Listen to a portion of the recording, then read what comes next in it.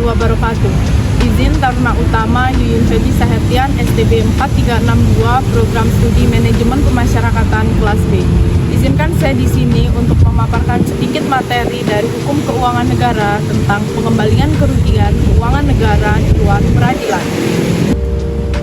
Pada video kali ini, mari kita sama-sama bahas tentang hukum keuangan negara melalui materi pengembalian kerugian keuangan negara di luar peradilan, yang mana kita akan membahas sama-sama tentang dasar hukumnya, kemudian tuntutan ganti kerugian negara kepada pejabat negara, tuntutan ganti kerugian kepada bendahara, tuntutan ganti kerugian kepada pegawai negeri bukan bendahara, tuntutan ganti kerugian kepada pejabat lain, dan juga pembebasan tuntutan ganti kerugian keuangan negara. Kapan kita harus melakukan pengembalian keuangan negara? Nah, pengembalian keuangan negara ini dilakukan ketika pengelola keuangan negara melakukan penyelewengan dana sehingga harus dikembalikan atau mutlak untuk dikembalikan kepada negara. Penyelesaian masalah ini dapat dilakukan di luar peradilan, di mana penyelesaiannya tidak serta-merta secara damai, namun secara yuridis yang disesuaikan dengan hukum keuangan negara. Kali ini kita akan membahas secara yuridis. Nah, secara yuridis, pengembalian keuangan negara di luar peradilan dapat disebut dengan ganti rugi. Jadi, ganti rugi adalah prosedur untuk melaksanakan ganti kerugian oleh pejabat yang diberi wewenang untuk membebani kewajiban bagi yang menimbulkan kerugian keuangan negara. Kemudian, secara yuridis, kita dapat menjabarkan tentang dasar hukum peraturan tersebut. Yang pertama adalah Undang-Undang Keuangan Negara Pasal 35. Yang kedua, Undang-Undang Perbendaharaan Negara Pasal 59, Pasal 60, Pasal 62, Pasal 63, Pasal 64, 65, 66 hingga Pasal 60. Kemudian yang ketiga adalah Undang-Undang Pemeriksa Pengelolaan dan Tanggung Jawab Keuangan Negara Pasal 22 dan 23. Kemudian yang terakhir adalah Undang-Undang Badan Pemeriksa Keuangan Pasal 10.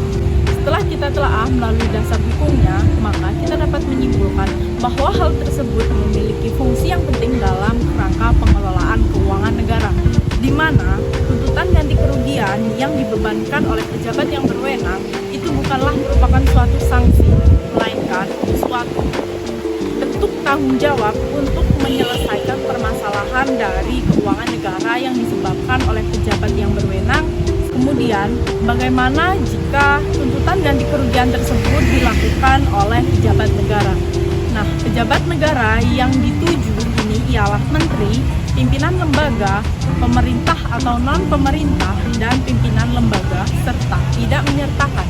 Yang pertama, kuasa bendahara umum negara selaku pembantu bendahara umum negara yang dipandu oleh Menteri Keuangan dalam kerangka penyelenggaraan bendaharaan umum negara. Kemudian yang kedua, kuasa pengguna anggaran atau pengguna barang selaku pembantu menteri atau pimpinan lembaga dalam kerangka pengelolaan keuangan negara. Kemudian sebenarnya itu tuntutan ganti rugi yang dibebankan kepada menteri, kemudian kepada pimpinan lembaga pemerintah ataupun non-pemerintah bukan merupakan suatu sanksi, merupakan suatu perwujudan tanggung jawab keuangan negara yang dikelolanya. Sehingga dalam kurun waktu 1 tahun apabila terjadi kerugian maka pejabat yang berwenang harus menggantinya. Kemudian pimpinan negara, pemerintah maupun non-pemerintah dalam kurun waktu 1 tahun mengupayakan agar tidak terjadi kerugian negara yang terus berulang, sehingga tidak adanya bibit-bibit korupsi yang timbul. Kemudian, siapakah yang berwenang melakukan tuntutan ganti kerugian kepada menteri, pimpinan lembaga pemerintah atau non-pemerintah, dan pimpinan lembaga negara? Kaidah hukum keuangan negara tidak mengatur secara tegas dalam hal ini, sehingga kita masih awam terhadap peraturan yang seharusnya ditetapkan. Kemudian, sehingga apabila dikaji secara mendalam bahwa yang berwenang melakukan tuntutan ganti kerugian kepada menteri, pimpinan lembaga pemerintah atau non-pemerintah negara, dan pimpinan lembaga negara yakni presiden. Materi selanjutnya adalah tuntutan ganti kerugian kepada bendahara. Nah, pada bendahara ini kira-kira apa sih bendahara itu? Bendahara menurut pasal 1 angka 14 Undang-Undang Perbendaharaan Negara ialah setiap orang atau badan yang diberi tugas untuk dan atas nama negara atau daerah menerima, menyimpan dan membayar atau menyerahkan uang atau surat berharga atau barang-barang daerah atau negara lainnya.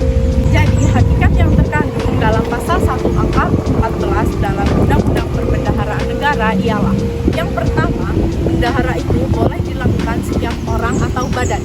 Yang kedua ialah bendahara itu memperoleh tugas dengan dasar mandat dari pejabat yang berwenang mengelola keuangan negara pada awalnya. Kemudian yang ketiga ialah bendahara bertugas untuk menerima, menyimpan, membayar, menyerahkan uang atau surat berharga atau barang-barang negara atau daerah. Kemudian, bentuk atau jenis bendahara yang dirinci berdasarkan tugasnya ialah yang pertama, bendahara umum negara. Yang kedua, bendahara umum daerah. Yang ketiga, bendahara penerimaan. Kemudian, yang keempat adalah bendahara pengeluaran. Bendahara dalam ruang lingkup ini hanya tertuju pada bendahara yang berada di Kementerian Negara, lembaga pemerintahan Kementerian Negara, dan lembaga negara. Kemudian, jika bendahara dalam pengelolaan keuangan negara melakukan perbuatan yang melanggar hukum atau melalaikan kewajiban, maka ia wajib mengganti kerugian keuangan negara. Ketika ada keuangan negara yang rugi yang dilakukan oleh bendahara, maka kerugian itu tidak boleh dibetiskan karena berpengaruh pada kegiatan yang membutuhkan pembiayaan dari keuangan negara. Sehingga proses tuntutan ganti rugi yang dilakukan oleh bendahara diawali dengan kewajiban bendahara untuk membuat surat keterangan tanggung jawab mutlak, di mana surat keterangan tanggung jawab mutlak ini berisikan pernyataan kesanggupan dan atau pengakuan bahwa kerugian keuangan negara merupakan tanggung jawab dari bendahara dan bersedia untuk menggantinya. Kemudian yang kedua, apabila bentuk teguran kepada bendahara yang tidak membuat surat keterangan tanggung jawab mutlak berupa diterbitkannya surat keputusan pembebanan penggantian kerugian sementara, di mana surat keputusan tersebut mempunyai kekuatan hukum untuk pelaksanaan sita jaminan. Nah, kemudian cara yang ketiga ialah apabila diketahui adanya pengurangan kas atau barang dalam persediaan yang merugikan, maka Badan Pemeriksa Keuangan menerbitkan surat keputusan penetapan batas waktu pertanggungjawaban bendahara, di mana sebagai upaya paksa yang bertujuan agar bendahara memiliki kewajiban mengganti kerugian keuangan negara yang timbul akibat keuangan negara. Nah, apabila saat itu bendahara dalam keadaan terdesak atau tidak dapat mengganti, maka ia tidak dapat mengajukan gugatan apapun akibat kelalaian yang dilakukan saat melakukan pengelolaan. Tata cara penyelewengan anggaran keuangan negara yang dilakukan oleh bendahara dapat dilihat dalam pasal 22 ayat 4 Undang-Undang Pemeriksa Pengelolaan dan Tanggung Jawab. Langsung aja udah. 1, 2, 3. Tata cara penyelewengan keuangan negara yang dilakukan oleh bendahara dapat kita lihat pada pasal 22 ayat 4 Undang-Undang Pemeriksa Pengelola dan Tanggung Jawab Keuangan Negara menetapkan tata cara penyelesaian ganti kerugian negara atau daerah terhadap bendahara yang ditetapkan oleh Badan Pemeriksa Keuangan atau BPK. Kemudian yang kedua dapat kita lihat pada pasal 10 ayat 1 Undang-Undang Badan Pemeriksa Keuangan yang menetapkan jumlah kerugian negara yang diakibatkan oleh perbuatan melawan hukum baik sengaja maupun lalai yang dilakukan oleh bendahara, pengelola badan usaha milik negara atau badan usaha milik daerah, dan lembaga atau badan lain yang menyelenggarakan pengelolaan keuangan negara harus mengganti rugi terkait jumlah yang dirugikan pada negara. Kemudian selanjutnya kita akan membahas tentang tuntutan ganti kerugian kepada pegawai negeri bukan bendahara. Jadi, kerugian ini tidak selalu dapat dilakukan oleh bendahara, namun kadangkala pengelolaan keuangan juga melibatkan orang lain, di mana seseorang dalam kedudukannya sebagai pegawai negara tetapi bukan merupakan bendahara juga memiliki kewenangan untuk mengelola anggaran. Nah, ketika terjadi kerugian keuangan negara yang dilakukan oleh pegawai negeri bukan bendahara, maka kerugian itu tidak boleh ditepiskan. Di mana kerugian keuangan negara yang terjadi dalam pengelolaan keuangan negara yang pada kegiatan yang membutuhkan pembiayaan dari keuangan negara, maka wajib dilaporkan oleh atasan langsung atau kepala kantor kepada menteri, pimpinan lembaga non kementerian negara, ataupun pimpinan lembaga negara. Kemudian, tuntutan ganti kerugian yang dibebankan kepada pegawai bukan bendahara, yaitu merupakan tanggung jawab menteri, pimpinan lembaga pemerintah non kementerian negara, atau pimpinan lembaga negara, di mana tanggung jawab ini tidak boleh dilimpahkan, baik dalam bentuk delegasi maupun mandat kepada atasan langsung. Tujuan pemberitahuan kepada Badan Pemeriksa Keuangan melalui atasan ialah akan dilakukan agar dilakukannya pemantauan, di mana untuk menyelesaikan tuntutan ganti rugi oleh keuangan negara yang disebabkan oleh kelalaian pegawai bukan bendahara, sehingga bentuk teguran dari pegawai negeri bukan bendahara dari atasan merupakan salah satu tata cara penyelesaian pengelolaan keuangan kerugian tersebut.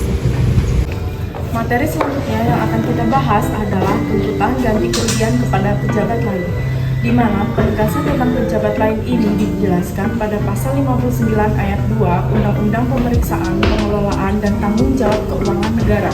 Sebagai contoh, seperti anggota Dewan Perwakilan Rakyat, staf Komisi Pemberantasan Korupsi, dan staf Mahkamah Agung.